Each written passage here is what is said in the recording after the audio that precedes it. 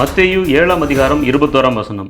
பரலோகத்தில் இருக்கிற என் பிதாவின் சித்தத்தின்படி செய்கிறவனே பரலோக ராஜ்யத்தில் பிரவேசிப்பானே அல்லாமல் என்னை நோக்கி கர்த்தாவே கர்த்தாவே என்று சொல்லுகிறவன் அதில் பிரவேசிப்பதில்லை. இந்த வசனத்தை படிக்கிற அநேகர் புரிந்து கொள்ளுகிறது என்ன அப்படின்னா, ஆண்டவரை நோக்கி கர்த்தாவே கர்த்தாவேன்னு பரிசுத்த வேதாகமத்திலையும் சரி, இன்றைய உலக வாழ்க்கையிலையும் சரி எத்தனையோ பேர் சொல்லிக்கிட்டு இருக்காங்களே. அப்ப கர்த்தாவே கர்த்தாவே என்று தேவனை அழைக்கிறவர்கள் பரலோக ராஜ்யத்துக்கு போக முடியாதா? அது அவர்களுக்கு உரியது இல்லையா அப்படின்னு கேள்வி கேட்கிறவங்களும், இந்த வசனத்தை தவறாக புரிந்து கொள்ளுகிறவர்களும் இருக்காங்க. அப்போ கர்த்தாவே கர்த்தாவே என்று சொல்லுவது தவறா என்று கூட கேள்வி கேட்கிறவங்க இருக்கிறாங்க. இந்த வசனத்தின் மூலமாக ஆண்டவராகிய இயேசு கிறிஸ்து சொன்னதன் உண்மையான விளக்கம் என்ன பார்த்துடுவாங்க.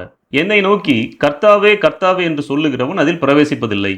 இந்த இடத்துல கர்த்தாவே கர்த்தாவே என்று இருமுறை அழைப்பது வெறும் பழக்க வழக்கத்தினால் அல்லது மேலோட்டமான பக்தியினால் அழைப்பதை குறிக்கிறது. ஒரு மனிதன் தன்னை கிறிஸ்தவன் என்று சொல்லிக் கொள்வதனாலேயோ, மேலோட்டமாக ஜெபிப்பதன் மூலமாகவோ, அல்லது ஏதோ ஒரு சபைக்கு தவறாமல் செல்லுகிறதன் மூலமாகவோ ரட்சிக்கப்பட்டு பரலோகம் சென்று விட முடியாது. அப்படிப்பட்டவர்கள் கர்த்தாவே கர்த்தாவே என்று அழைப்பது உதட்டளவிலான ஒரு அறிக்கை போலதான் இருக்குமே தவிர, மனதினால் உண்டாகிற ரட்சிப்பின் வெளிப்பாடாக அது நிச்சயமாக இருக்காது.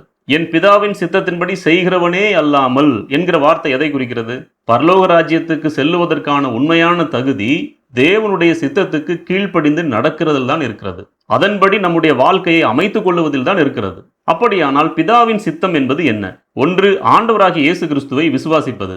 யோவான் 6:40 படி ஆண்டவராகிய இயேசு கிறிஸ்துவை சொந்த இரட்சகராக நாம் விசுவாசித்து ஏற்றுக்கொள்வதே பிதாவினுடைய சித்தமாக இருக்கிறது. இரண்டாவதாக, பரிசுத்தமாக வாழ்வது. 1 தெசலோனிக்கேயர் 4:3 படி நாம் பரிசுத்தம் உள்ளவர்களாய் வாழ வேண்டும் என்பதே தேவனுடைய மேலான சித்தமாக இருக்கிறது. மூன்றாவதாக, அன்பு கூறுவது மற்றும் கீழ்ப்படிவது.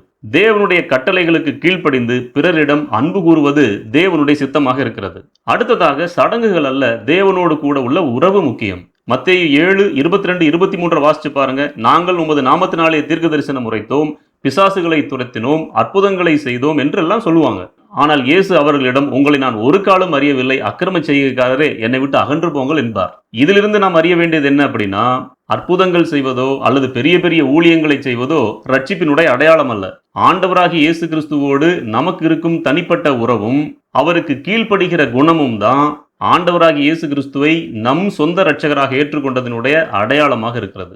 அந்த உறவிலும் கீழ்ப்படிதலிலும் தான் ஆண்டவராகிய இயேசு கிறிஸ்து நமக்கு ஆண்டவராக இருக்கிறார் என்பது நிரூபணமாகிறது. பரிசுத்த வேதாகமத்தில் ஆபிரகாமே ஆபிரகாமே என்று இருமுறை அழைப்பதையும், மார்த்தாளே மார்த்தாளே என்று இருமுறை அழைப்பதையும், அப்படி பல பேரை தேவன் 2 முறை அழைப்பதை பார்க்க முடியும். பொதுவாக யூத மரபுல ஏன் அப்படி 2 முறை அழைப்பாங்க அப்படின்னா, ஒரு மனிதனை உணர்ச்சிகரமாக மிக அதிகமாக நேசித்து அவரை அழைப்பதை குறிக்கும். ஆனா வேதபாரகரும் பரிசேயரும் எப்படி அதை மாத்திட்டாங்க அப்படின்னா, சடங்காக சம்பிரதாயமாக மாற்றி எல்லாருடைய கண்களுக்கு முன்பாகவும் கர்த்தாவே கர்த்தாவே என்று இருமுறை அழைத்து ஜெபிக்கும் போது, இவர்கள் எவ்வளவு பக்திகரமாக ஜெபிக்கிறாங்க அப்படின்னு மற்றவங்க சொல்ல வேண்டும் என்பதற்காக, வெளிவேஷத்திற்காக செய்யப்பட்ட செயல். அந்த வெளிவேஷத்தை கண்டித்து தான் ஆண்டவராக இயேசு சொல்றாரு, என்னை நோக்கி கர்த்தாவே கர்த்தாவே என்று வெளிவேஷத்தோடு அழைக்கிறவர்கள் அல்ல, என் பிதாவின் சித்தத்தின்படி செய்கிறவர்களே. அந்த வெளிவேஷத்தின்படி கர்த்தாவே கர்த்தாவே என்று அழைத்தவர்களை பற்றி இயேசு என்ன சொல்றார் தெரியுமா? உங்களை நான் அறியேன் அப்படின்ட்டு. உங்களை நான் அறியேன் என்பதற்கு அந்த கிரேக்க மொழியில என்ன அர்த்தம் வருகிறது தெரியுமா? எனக்கும் உங்களுக்கும் எந்த விதமான உறவும் இல்லை என்று அர்த்தப்படுகிறது. அப்ப நம்ம என்ன புரிந்து கொள்ளணும்? வெளிவேஷமிட்டு வெறுமனே வாயில கர்த்தாவே கர்த்தாவே என்று அழைத்து கொண்டிருப்பது எப்படிப்பட்டது தெரியுமா? ஒரு போலி நோட்டின் மேல அச்சடிக்கப்பட்ட சீல் போன்றது. பார்க்கறதுக்கு உண்மையான ரூபாய் நோட்டு போலவே தான் இருக்கும், ஆனா அது செல்லவே செல்லாது. அதே போல அப்படி வெளி வேஷமிட்டு வெறுமனே வாய் அளவுல கர்த்தாவே கர்த்தாவே என்று கூப்பிட்டு இருதயபூர்வமாக தேவனுக்கு கீழ்ப்படியாம அவருடைய சித்தத்தை செய்யாம வாழ்கிறவர்களும் பரலோக ராஜ்யத்துக்கு செல்லவே செல்ல முடியாது. இப்போ இந்த குறிப்பிட்ட வசனத்தினுடைய உண்மையான அர்த்தத்தை நாம் அறிந்திருக்கிறோம். அதன்படி வாழ்வதற்கு தேவன் நமக்கு கிருபை செய்வாராக. மீண்டும் நல்லதொரு செய்தியோடு கூட நாம் சந்திப்போம். ஆமென்.